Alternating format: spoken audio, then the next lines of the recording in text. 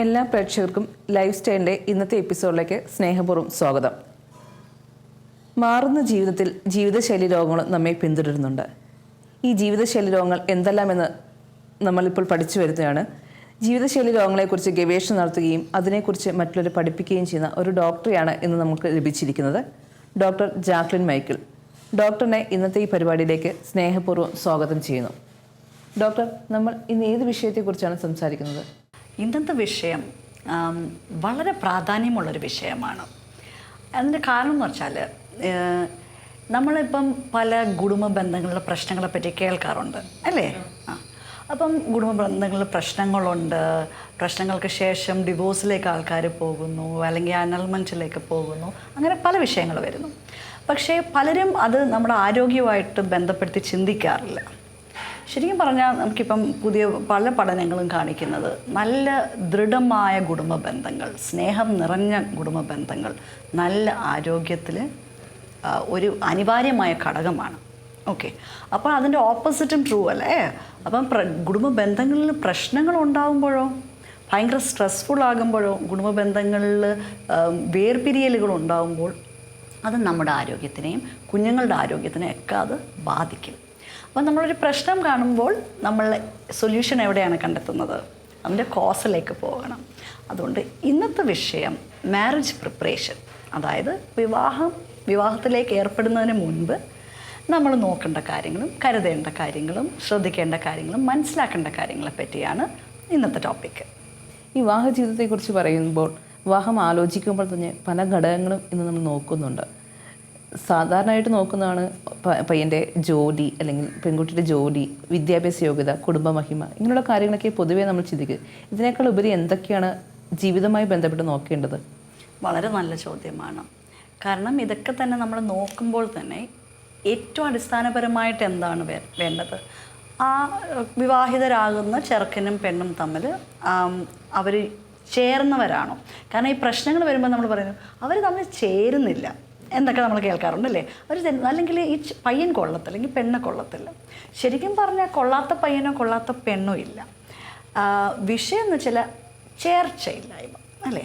കാരണം it's like നമുക്കൊരു round peg in a square hole എന്നൊക്കെ പറയുന്ന പോലെ, അല്ലെങ്കിൽ ഒരു ജിഗ്സോ പസിൽ, നമ്മൾ ജിഗ്സോ പസിൽസൊക്കെ ചെയ്യുമ്പോഴത്തേക്ക് ചുനുപ്പുകളുണ്ട്, കുഴികളൊക്കെ ഉണ്ട്. അപ്പോൾ ശരിയായ ചുനുപ്പുകളും കുഴികളും തമ്മിൽ നമ്മൾ അടുപ്പിച്ച് വെച്ചാൽ മാത്രമേ അത് ചേരുകയുള്ളൂ. ഓക്കെ, അപ്പം അടിസ്ഥാനപരമായിട്ട് ഒരു പെണ്ണ്, ഫോർ എക്സാമ്പിൾ ഒരു പെണ്ണിൻ്റെ കാര്യം എടുക്കുകയാണെങ്കിൽ ഒരു ചെറുക്കനെ നോക്കുമ്പോൾ ആ പെണ്ണിനൊരു കുറച്ചൊരു സെൽഫ് അനാലിസിസ് വേണം. അവളുടെ സ്ട്രോങ് പോയിൻറ്റ്സ് എന്തൊക്കെയാണ്, അവളുടെ നെഗറ്റീവ്സ് എന്താണ്, അവളുടെ അൺമെറ്റ് നീഡ്സ് എന്താണ്. പലപ്പോഴും പ്രശ്നങ്ങൾ ഉണ്ടാകുന്നത് ഒരു വ്യക്തിയുടെ അൺമെറ്റ് നീഡ്സ്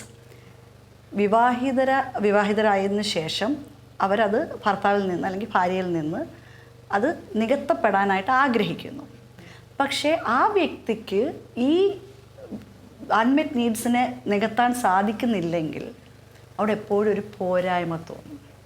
ഫോർ എക്സാമ്പിൾ, ഒരാൾക്ക് ലവ് ഡെഫിഷ്യൻസിയാണ്. നമ്മളൊരു സിമ്പിൾ എക്സാമ്പിൾ പറയാം. സ്നേഹത്തിൻ്റെ കുറവ് ജീവിതത്തിൽ കൊച്ചുനാൾ തൊട്ടേ ഓക്കെ എന്നെ മാത്രം സ്നേഹിക്കണം, അല്ലെങ്കിൽ അങ്ങനെ എന്താ ഒരു ഡെഫിഷ്യൻസി. ലവ് എന്ന് നമ്മൾ പറയുന്നേ ഉള്ളൂ, വേറെ ഏതെങ്കിലും ഡെഫിഷ്യൻസി ആയിരിക്കാം. ആ വ്യക്തി ഒത്തിരി സ്നേഹം കിട്ടി വളർന്ന ഒരു കുടുംബത്തിലെ ഒരു വ്യക്തിയെ കല്യാണം കഴിക്കുന്നത് വിചാരിച്ചോ. ഈ ഒത്തിരി സ്നേഹം കിട്ടി വളർന്ന ആ വ്യക്തി ധാരാളം സ്നേഹം കൊടുക്കാൻ റെഡി ആയിട്ടുള്ളൊരു വ്യക്തിയും കൂടെ ആണെങ്കിൽ ഇവർ രണ്ടുപേരും തമ്മിൽ ചേരും. കാരണം ഒരു വ്യക്തിക്ക് ഈ സ്നേഹം സ്വീകരിക്കാൻ ഭയങ്കര ആഗ്രഹമുണ്ട്. സ്നേഹം എന്ന് പറഞ്ഞാൽ ഞാനിവിടെ ഒരു പക്ഷേ ഫിസിക്കൽ എക്സിബിഷൻ ഓഫ് ലവ് ആയിരിക്കാം. ചിലർ ഉള്ളിൽ സ്നേഹം വെച്ച് പക്ഷെ പുറമെ പ്രകടിപ്പിക്കാത്ത ആൾക്കാരായിരിക്കും. പക്ഷേ ഈ ലവ് ഡെഫിഷ്യൻസി ഉള്ളൊരു വ്യക്തിക്ക് ആ പുറമെ പ്രകടിപ്പിക്കാത്ത സ്നേഹം മനസ്സിലാക്കാനോ അത് സ്വീകരിക്കാനോ ഒരു പക്ഷേ സാധിച്ചെന്ന് വരത്തില്ല. ഓക്കെ, ഇപ്പം വേറെ ഏതെങ്കിലും കാരണങ്ങൾ, ഒരു പക്ഷേ ഒരു വ്യക്തി വളരെ കോൺഫിഡൻറ്റും പോസിറ്റീവും ഔട്ട് ഗോയിങ് ആയ ഒരു ആളായിരിക്കാം. പക്ഷെ കല്യാണം കഴിക്കുന്ന ആൾ അങ്ങനെ ആയിരിക്കത്തില്ല. പക്ഷേ അത് ചേർച്ചയില്ലായ്മയിൽ അവസാനിക്കേണ്ട കാര്യമില്ല. ഈ ഔട്ട് ഗോയിങ് ആയ വ്യക്തിക്ക് ഇയാൾ നല്ല ഒരു സപ്പോർട്ട് സ്ട്രക്ചർ അല്ലെങ്കിൽ നല്ലൊരു പോസിറ്റീവ് എൻകറേജ്മെൻറ്റ് കൊടുക്കുന്നത്. ആ വ്യക്തിക്ക് യാത്ര ചെയ്യാൻ താല്പര്യമില്ലെങ്കിൽ അല്ലെങ്കിൽ പാർട്ടീസിന് പോകാൻ താല്പര്യമില്ലെങ്കിൽ ഔട്ട് ഗോയിങ് അല്ലെങ്കിൽ but if he's encouraging the wife to be herself. മനസ്സിലായോ? Then there is no അവർക്കൊരു problem. സ്വാതന്ത്ര്യം കൊടുക്കുകയാണ്. സ്വാതന്ത്ര്യം കൊടുക്കുകയാണെങ്കിൽ അവിടെ വിഷയങ്ങളില്ല. കാരണം he is confident in himself. അവൾ ഹാപ്പി ആയിട്ടിരിക്കുന്നതിലും പുള്ളിക്ക് കോൺഫിഡൻസ് ഉണ്ടെങ്കിൽ അവിടെ വിഷയമില്ല. പക്ഷേ പുള്ളിക്കാരി വളരെ കോൺഫിഡൻറ്റും പുള്ളിക്കാരി വളരെ ഔട്ട് ഗോയിങ് ആയിരിക്കുന്നതിൽ പുള്ളിക്കാരന് വിഷമം ഉണ്ടാകുന്ന ഒരു വ്യക്തിയാണെങ്കിൽ അവിടെയാണ് പ്രശ്നങ്ങളുണ്ടാകും. അതുകൊണ്ട് ഇറ്റ്സ് വെരി ഇമ്പോർട്ടൻറ്റ്. നമ്മൾ ഒരു വ്യക്തി നമ്മൾ കല്യാണമൊക്കെ ആലോചിച്ച് വരുമ്പം ഫസ്റ്റ് ആൻഡ് ഫോർമോസ്റ്റ് നമ്മളുമായിട്ടുള്ള ഷെയർ ചെയ്യുക. അതായത് നമ്മളുടെ അൺമെറ്റ് നീഡ്സ് അത് എന്തെങ്കിലും ആയിക്കൊള്ളട്ടെ, അത് ആ മറ്റേ വ്യക്തിക്ക് അത് നികത്താൻ സാധിക്കുന്ന ഒരു വ്യക്തിയാണോ ആണ് നമ്മൾ ആദ്യം ചിന്തിക്കേണ്ടത്. Okay, now we come to the second point. പലപ്പോഴും കല്യാണമൊക്കെ ആലോചിച്ച് വരുമ്പോഴത്തേക്ക് 1-2 തവണ ഒക്കെ കണ്ട് സംസാരിക്കും. അപ്പോൾ എല്ലാവരും ബെസ്റ്റ് ബിഹേവിയറില്ല അല്ലേ? നല്ല അടുക്കത്തോടും അച്ചടക്കത്തോടും അല്ലെങ്കിൽ നന്നായിട്ട് സംസാരിക്കും, നന്നായിട്ട് ഇടപെടും, നല്ല ബിഹേവിയറാണ്. പക്ഷേ നമ്മൾ ജീവിതത്തിൽ പ്രശ്നങ്ങൾ വരുന്നത് എപ്പോഴാണ്?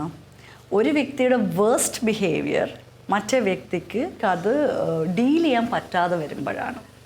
സോ ആക്ച്വലി നമ്മൾ നോർമലി എങ്ങനെയാണ്, നമ്മൾ സ്ട്രെസ്ഡ് ആയിരിക്കുമ്പോൾ എങ്ങനെയാണ്, ഇതൊക്കെയാണ് പരസ്പരം മനസ്സിലാക്കേണ്ടത്. ഒരു വ്യക്തിയുടെ ഏറ്റവും വേസ്റ്റ് ബിഹേവിയർ പോലും നമുക്കത് ഉൾക്കൊള്ളുവാനും ആ വ്യക്തിയെ അതിലൂടെ സ്നേഹിക്കാൻ സാധിക്കുമെങ്കിൽ then there is no problem. പക്ഷേ ഒരു വ്യക്തിയുടെ വേസ്റ്റ് ബിഹേവിയർ നമുക്ക് ഒത്തിരി അരിശവും ഒത്തിരി വെറുപ്പും ഉളവാക്കുന്ന ഒരു ക്യാരക്ടറാണ് മറ്റേ വ്യക്തിയിലെങ്കിൽ നമ്മൾ ഒരിക്കലും ആ ബന്ധത്തിലേക്ക് പോകരുത്. ഇതൊക്കെ ചിന്തിക്കുകയും മനസ്സിലാക്കേണ്ടത് വിവാഹത്തിന് മുന്നെയാണ്. മനസ്സിലായി? വിവാഹത്തിന് ശേഷമല്ല. So it is very important to be യുവർ സെൽവ്സ്. പിന്നെ മൂന്നാമത്തെ കാര്യം വെച്ചാൽ സ്ട്രെസ്ഡ് ആയിരിക്കുമ്പോൾ ആൾക്കാർ എങ്ങനെയാണ് ബിഹേവ് ചെയ്യുന്നത്, ഒരു സ്ട്രെസ്ഫുൾ സിറ്റുവേഷനെ അവരെങ്ങനെ ഹാൻഡിൽ ചെയ്യുന്നു. That is very important. കാരണം ജീവിതത്തിൽ സ്ട്രെസ്സസ് ഉണ്ടാവും. അപ്പോൾ സ്ട്രെസ്ഫുൾ സിറ്റുവേഷനിലുള്ള ബിഹേവിയറും സ്ട്രെസ്ഫുൾ അല്ലാത്ത സിറ്റുവേഷനിലുള്ള ബിഹേവിയർ ടോട്ടലി ഡിഫറെൻ്റ് ആണ്. മനസ്സിലായോ? അപ്പം ആ സ്ട്രെസ്ഫുൾ സിറ്റുവേഷനിൽ ആ വ്യക്തി എങ്ങനെ പെരുമാറുന്നു, ഇതിങ്ങനെയൊക്കെ പരസ്പരം മനസ്സിലാക്കേണ്ടത്. ഒരു വ്യക്തി തെറ്റോ ഒരു വ്യക്തി ബാഡെന്നോ ഗുഡെന്നോ എന്നുള്ള രീതിയിലല്ല, നമുക്ക് ചേരുന്ന വ്യക്തിയാണോ എന്നാണ് നമ്മൾ തിരഞ്ഞെടുക്കേണ്ടത്. നമ്മുടെ പേഴ്സണാലിറ്റിയും നമ്മുടെ കുറവുകളും നമ്മുടെ കൂടുതലുകളുമായിട്ട് ചേരുന്ന ഒരു വ്യക്തി. കാരണം എല്ലാ മനുഷ്യർക്കും കുറവുകളുണ്ട്, കൂടുതലുകളുണ്ട്. പക്ഷേ അത് പരസ്പരം മനസ്സിലാക്കി നമ്മളുമായിട്ട് നമുക്കത് മാനേജ് ചെയ്യാൻ പറ്റുമോ, നമുക്കത് ഡീൽ ചെയ്യാൻ പറ്റുമോ, അതിലൂടെ എനിക്ക് ആ വ്യക്തിയെ സ്നേഹിക്കാൻ സാധിക്കുമോ, അത് നമുക്ക് വിവാഹത്തിന് മുൻപേ അത് മനസ്സിലാക്കിയാൽ നമുക്കത് സാധിക്കത്തില്ലെന്ന് ഉറപ്പാണെങ്കിൽ അത് എത്ര നല്ല കുടുംബത്തിൽ നിന്നുള്ള വ്യക്തിയാണെങ്കിലും എത്ര എഡ്യൂക്കേറ്റഡ് ആയ വ്യക്തിയാണ് കാര്യമില്ല. ഓക്കെ, പിന്നെ നാലാമത് പറയാനുള്ളത് മാതാപിതാക്കളുടെ റോളാണ്. മാതാപിതാക്കൾ എപ്പോഴും മക്കളെ അവർ വിവാഹം കഴിക്കാൻ പോകുന്ന പങ്കാളിയെ സ്നേഹിക്കുവാനും ബഹുമാനിക്കുവാനും പഠിപ്പിക്കണം. അത് പേരൻസിൻ്റെ വലിയ റോളാണ്. മക്കളുടെ ജീവിതത്തിൽ ഒരു പ്രശ്നം വരുമ്പോഴത്തേക്ക് അയ്യോ ഒരു പ്രശ്നം ഉണ്ടായാൽ പെണ്ണ് കൊള്ളത്തില്ലെങ്കിൽ ചെറുക്കൻ കൊള്ളത്തില്ല, അവർക്ക് ചേർച്ചയില്ല എന്ന് പറയുന്നതിൽ ഒരർത്ഥമില്ല. കാരണം നമ്മൾ മക്കളെ വളർത്തുമ്പോൾ തന്നെ അവരെങ്ങനെയാണ് to a person of the opposite sex എങ്ങനെയാണ് പെരുമാറേണ്ടത്, ബഹുമാനപൂർവ്വം എങ്ങനെയാണ് പെരുമാറേണ്ടത്, ഒരു വിഷയം വരുമ്പോൾ ഒരു പ്രോബ്ലം വരുമ്പോൾ അതെങ്ങനെയാണ് ഡീൽ ചെയ്യേണ്ടത്, ഇതൊക്കെ മാതാപിതാക്കൾ പഠിപ്പിച്ചു കൊടുക്കണം, മക്കളെ പഠിപ്പിക്കണം. അത് ഒരു രീതി പഠിപ്പിക്കുന്നത് വെച്ചാൽ മാതാപിതാക്കൾ തമ്മിലുള്ള ബന്ധത്തിലൂടെയാണ് ഏറ്റവും നല്ല ഉദാഹരണം. മാതൃകയാണ് ഏറ്റവും നല്ല രീതി. പക്ഷെ അത് പറ്റത്തില്ല. അതിനോടൊപ്പം തന്നെ നമ്മൾ കുറച്ച് കാര്യങ്ങളൊക്കെ പറഞ്ഞു കൊടുക്കണം. ആൺകുട്ടികളെ എങ്ങനെയാണ് അവർ ആകാൻ പോകുന്നതിന് മുമ്പ് എങ്ങനെ പെൺകുട്ടികളുടെ ഇടപെടുന്നത്, സംസാരിക്കുന്നത്, how do you respect, because respect is very important. How do you respect ഇല്ലാതെ ലവ് മാത്രമുള്ള ഒരു കുടുംബജീവിതം മുന്നോട്ട് നല്ല രീതിയിൽ പോവുകയില്ല. ആൻഡ് ദ ഓപ്പോസിറ്റ്, സ്നേഹവും വേണം. അത് തന്നെ. അപ്പം പെൺകുട്ടികളുടെ അടുത്തും പഠിപ്പിച്ചു കൊടുക്കണം എങ്ങനെയാണ് ഭർത്താവിനെ റെസ്പെക്റ്റ് ചെയ്യുന്നത്, എങ്ങനെയാണ് സ്നേഹിക്കേണ്ടത് എന്ന് നമ്മൾ പഠിപ്പിച്ചു കൊടുക്കും. അപ്പം മെയിനായിട്ട് ഈ 4 പോയിൻറ്റ്സാണ് നമ്മൾ ഒരു ഇമോഷണൽ പ്രിപ്പറേഷനിൽ ഉള്ളത്.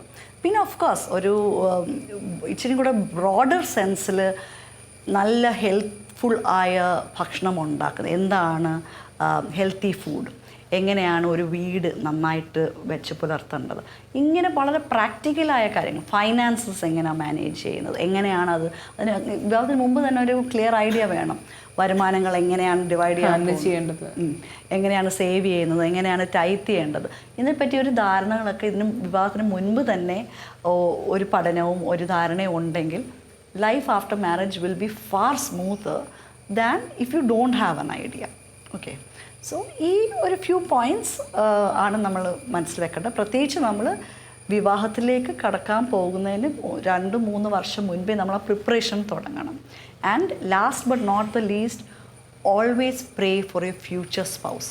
It's very important. പ്രാർത്ഥിച്ചൊരുങ്ങുക വെച്ചാൽ ഭാവി നമുക്ക് വരാൻ പോകുന്ന വ്യക്തി ആരാണെന്ന് നമുക്കറിയില്ല, പക്ഷേ എവിടെയെങ്കിലും ആ വ്യക്തി ജീവിച്ചിരിപ്പുണ്ട്. അപ്പോൾ ആ വ്യക്തിക്ക് വേണ്ടി നമ്മൾ നിരന്തരം പ്രാർത്ഥിക്കുക. ദൈവമേ, എനിക്ക് യോജിച്ച എൻ്റെ കുറ്റങ്ങളും എൻ്റെ കുറവുകളും എൻ്റെ കൂടുതലുകളും ഏറ്റവും യോജിച്ച ഒരു വരൻ അല്ലെങ്കിൽ ഒരു വധുവിനെ നീ എനിക്ക് കണ്ടെത്തി തരണമേ എന്ന് പ്രാർത്ഥിക്കുക. നമ്മളെപ്പോഴും കേൾക്കുന്നതാണ് ബിഫോർ മാരേജിന് മുമ്പ് എങ്ങനെയൊക്കെ ഒരുങ്ങാം, എന്തെല്ലാം ചെയ്യാമെന്നുള്ള കാര്യങ്ങൾ. പക്ഷേ നമ്മളിന്ന് സംസാരിച്ചതിൽ വളരെ കുറച്ച് വ്യത്യസ്തമായ കുറേ കാര്യങ്ങൾ കൂടി ഉൾപ്പെടുത്തിയിട്ടുണ്ട്. ബാഹ്യമായ ഒരുക്കങ്ങളെക്കാളുപരി ആന്തരികമായി നമുക്ക് എങ്ങനെയൊക്കെ ഒരുങ്ങാം എന്നുള്ള ചിന്തകളാണ് ഇന്ന് ഡോക്ടർ പങ്കുവച്ചത്. ഡോക്ടർ, ഇനിയും നമുക്ക് ഇതേപോലുള്ള ഒത്തിരി വിഷയങ്ങൾ വീണ്ടും കാണാം. നന്ദി ഡോക്ടർ.